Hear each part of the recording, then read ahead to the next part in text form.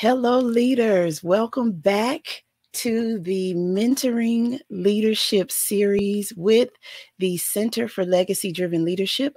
I am the founder of the Center for Legacy Driven Leadership, Dr. Shantae Scroggins, and I am thrilled that you've joined us for another episode to meet another fantastic mentor.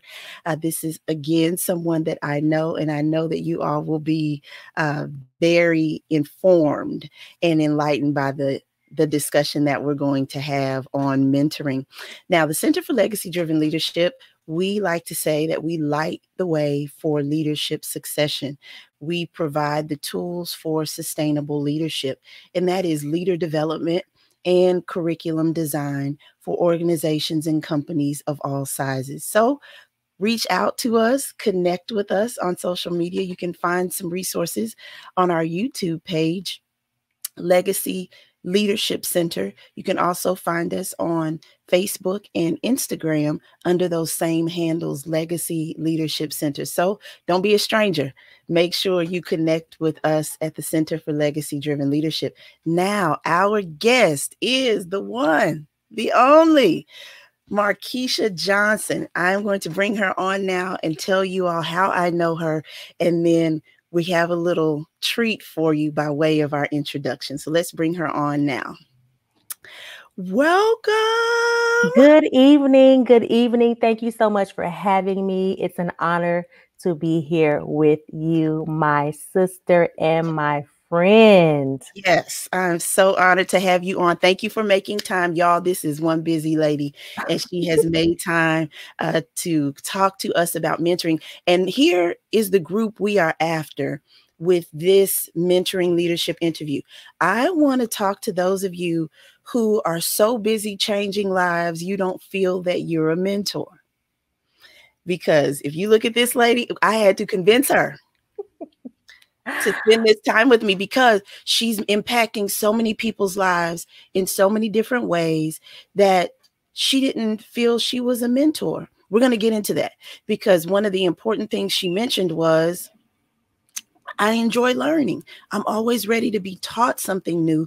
So I don't ever really feel like I'm much of a mentor. So we're going to put that one on pause. We're going to come back to that. But you all know by this point in our leadership series that we open our interviews with a general fact about mentoring. Get away.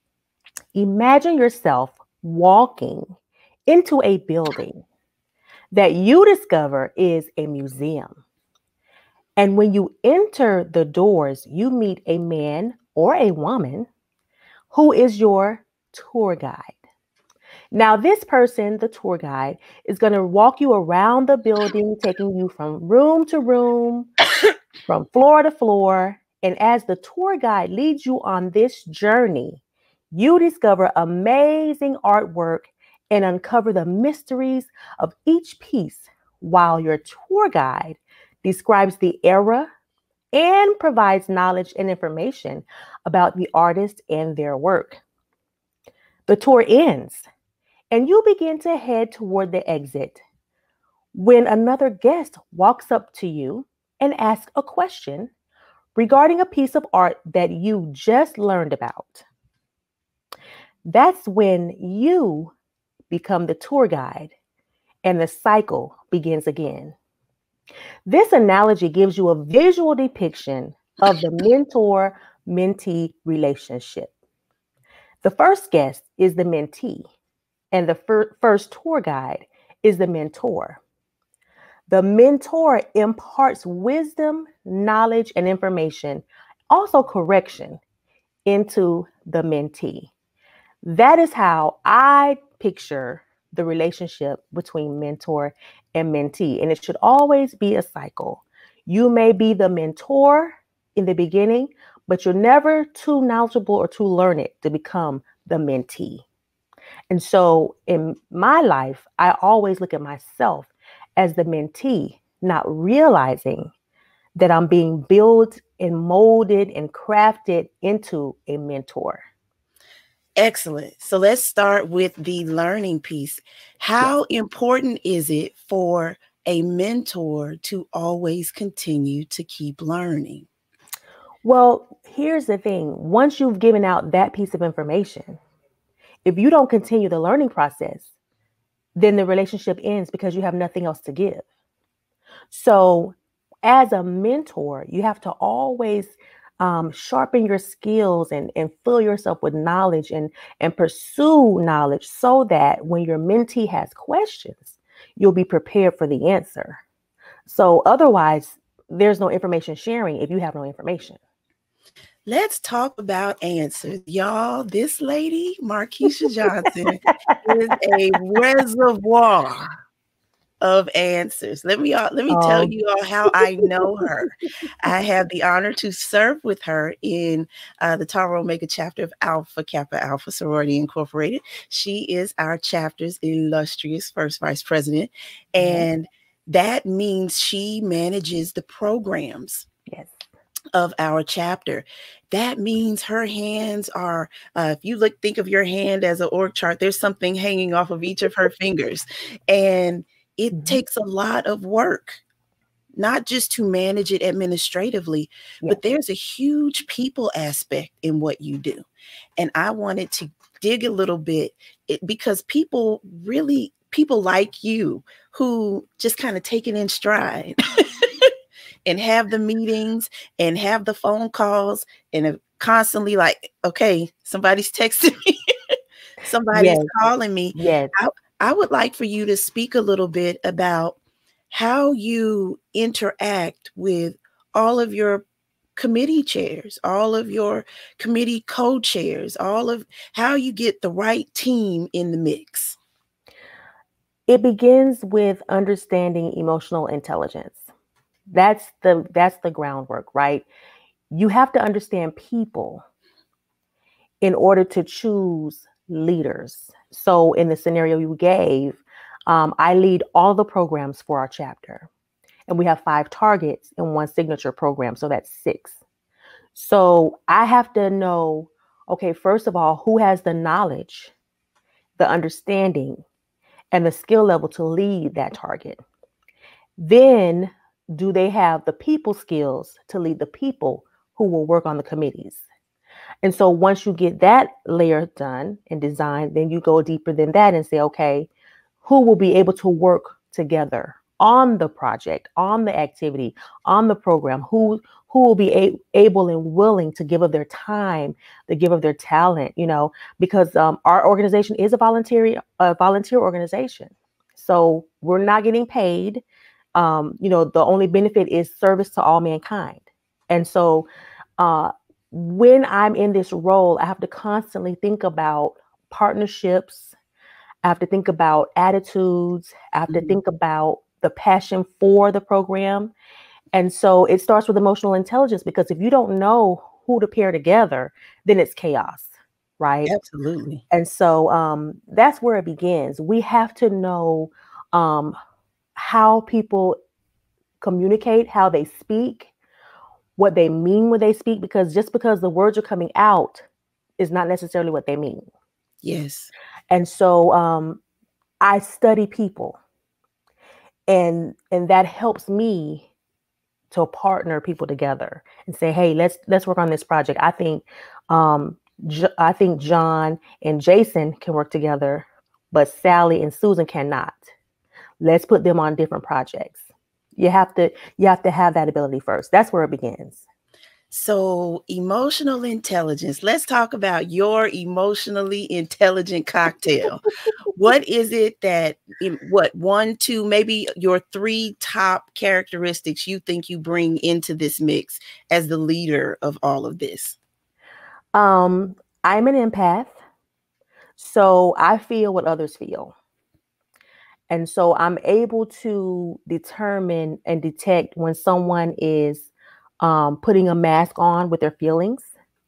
I'm able to see the passion that they have for the project or for the program that we're working on. So that's the first thing. I'm an empath. Secondly, I'm self-motivated. So you have to be self-motivated, because if you wait for others, you may not have the drive, the energy, the reason why you do what you do. So that would be number 2. You said do 3, right? 2 or 3. Okay. You want to stop at 2? And 3, Okay. and I'll go with 3. And 3, I know how to be formal and informal, right? So, we call it code switching. Yes, we do. You have to know when I'm among sorors, when I'm in a meeting, I have to know Robert's Rules of Order. I have to know the bylaws. I have to know the manual of standard procedure. When the meeting is over, then hey, we can go out and have dinner. We can go listen to some music together. We can go watch movies. And you, my girl, we sisters. We're sorors, as we call each other. And so you have to know when it's appropriate to be, hey, girl, and when it's appropriate to say, good morning, soror. So those will be probably my top 3 as it pertains to emotional intelligence. Those are my top 3 areas where I'm most successful. Excellent. Now let's talk a little bit about mentees. Okay.